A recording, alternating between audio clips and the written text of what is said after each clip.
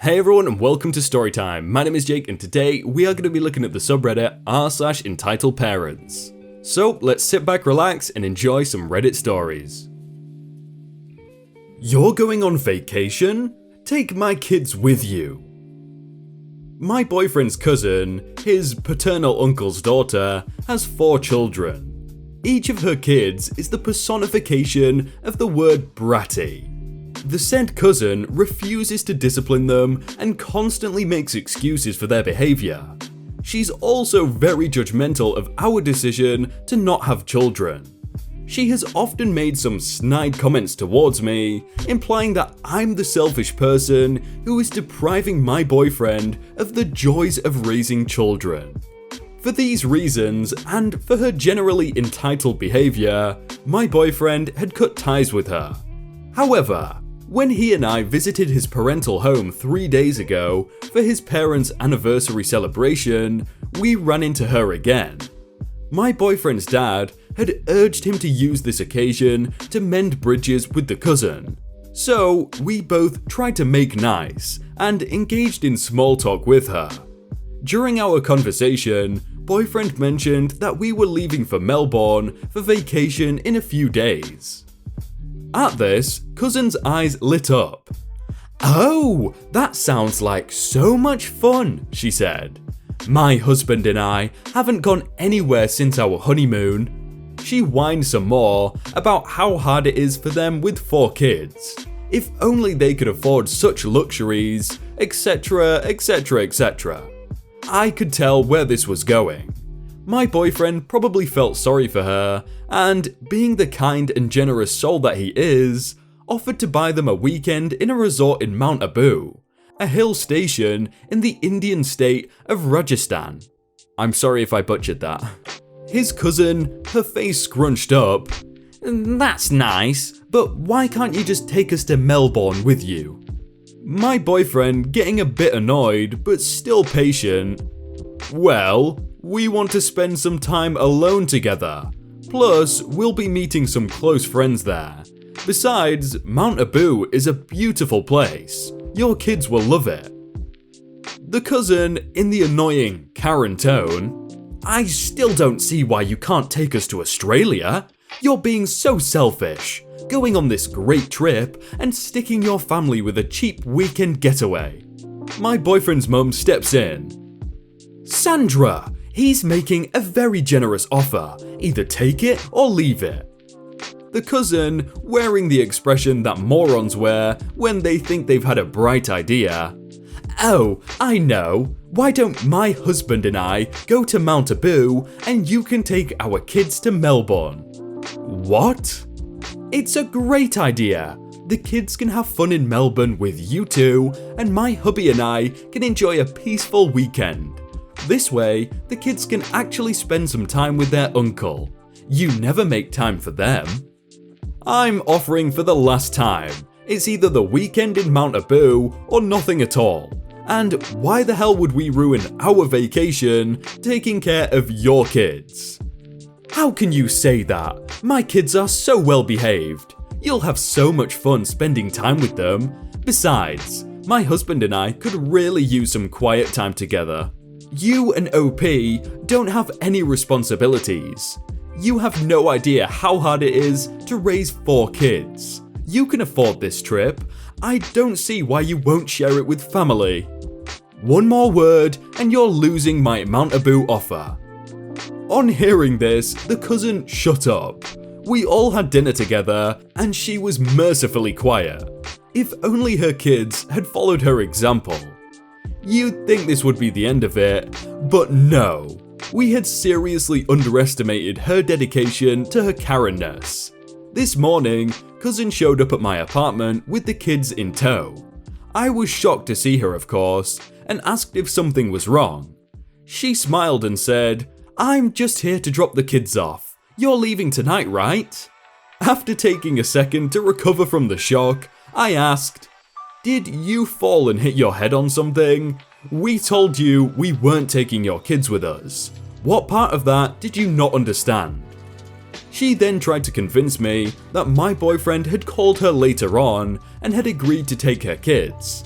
I knew this was BS and called it as such. Cousin became enraged and asked if I was going to break her kid's heart. Why would I break our promise, and how boyfriend and I could be so cold? I called my boyfriend, and after telling him what was going on, I turned on the speaker. My boyfriend proceeded to chew her out brutally, telling her that he would no longer pay for their weekend getaway, and that this is the exact kind of behaviour that had made him cut ties with her. She tried to get in a word, but he wouldn't let her.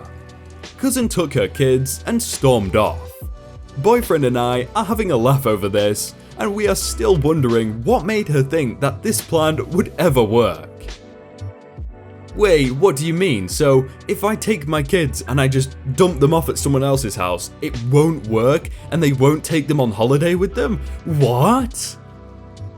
Entitled mother has restoration work done on her house. Thinks she can come into my garden to avoid it.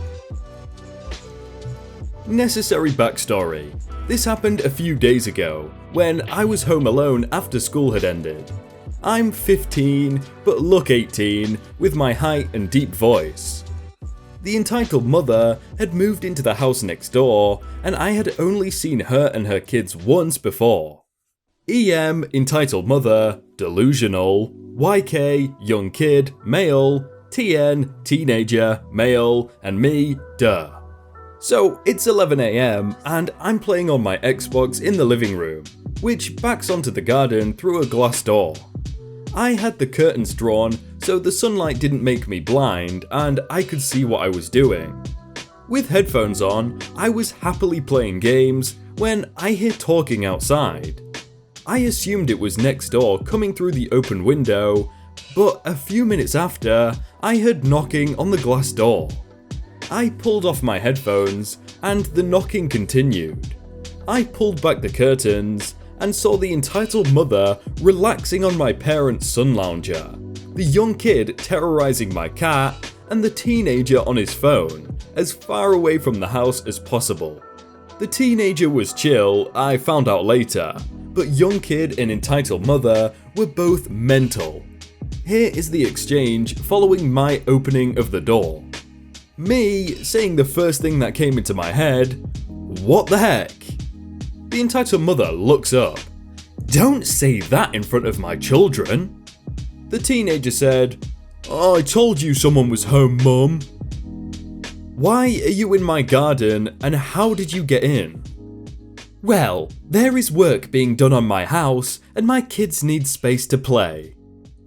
"Go to the park then. Don't invade someone's back garden. Go back to your own house." The entitled mother, now screaming, "You can't say that to me. Do you know who I am? I know what you are. A criminal." "What? I have done nothing wrong." "Mum, you broke into this man's house. Just leave. This is embarrassing." "No, not until this man says we haven't done anything wrong." Me, thinking to myself, they think I'm an adult. Then saying aloud, "I could call 999 right now, or you could leave and I wouldn't have to take action, ma'am." "I have done nothing wrong. There is too much work in my house and my kids need to exercise." There have been no vehicles entering or leaving this close since 7 AM, which was the post van. I don't suppose the Royal Mail does restoration work nowadays, do they? Fine then, I'll leave if that makes you happy, you douche. Come on, kids. Teenager rolls his eyes and gets up. The young kid grabs my cat and tries to leave. The cat scratches his face and he drops him, screaming. My cat runs past me inside. "Look what you did to my son. Apologize to him right now." "I did nothing, ma'am. That was your son's fault." "This is the last straw. I am calling the police on you for abusive behaviour and assault on children." Good luck with that. Entitled mother calls 999 and the police turn up and meet a delusional mother and a calm, sensible teenager with a much more believable story. Guess who got fined and given 6 months of community service? Edit. They gained access to my garden through a broken side gate. I forgot to include this information with the rest of the post. Okay, that guy needs to get a camera like right now because I can already see this person just opening the door every other day. But we have good insurance. Super short. I work in an extremely busy inner city pediatric emergency department. It is not unusual to have wait time upwards of 6 hours. Sometimes, on exceptionally busy nights, it can be longer. In the lobby, a nurse sits to greet parents as they come in and overall monitor the kids as they wait their turn. I came here to tell the story about how a mum came up, cut in front of the line that had formed to whisper to me, "We have insurance." I think she was implying that they should skip the wait because they have insurance. Oh dear. I thoroughly enjoy bursting the bubble of entitled parents. I gave her the standard reply. "Ma'am, your wait time is not based on the arrival time or whether or not you have insurance. It's based on acuity. So the sicker you are, the quicker you're seen. Usually, when you say there is a really sick kiddo in the back that is requiring a lot more resources, people read between the lines and back off. The next story is so far from that usual that I will never, ever forget it. We unfortunately had a patient pass away in our trauma bay. It was a traumatic, unexpected death. The sound a mother makes when she loses her child is bone-chillingly devastating. I've been hallways away and heard that noise and just knew what it meant. This was one of those times. The mother of this child was told the news that there was nothing more to be done, and I'm sure not knowing how to process this, ran from the trauma bay to the lobby, wailing, my baby," over and over, as she pretty much melted into a puddle on the floor in the front desk. I noticed a man get up and move toward the woman. I vividly remember thinking, how nice, a perfect stranger is going to comfort this woman who very clearly just lost her child. Nope, this man got up, walked towards the woman, stepped over her, pointed and asked, "Is this going to increase our wait time?" Yes, it is. I'm still speechless about it.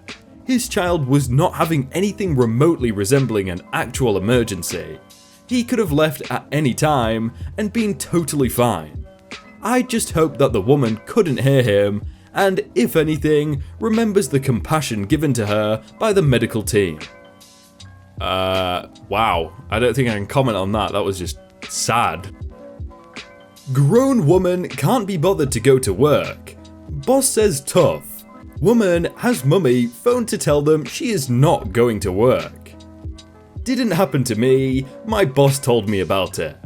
So I work for a care company as a carer for the elderly and disabled, going to them in their own homes so they don't have to go into residential care homes.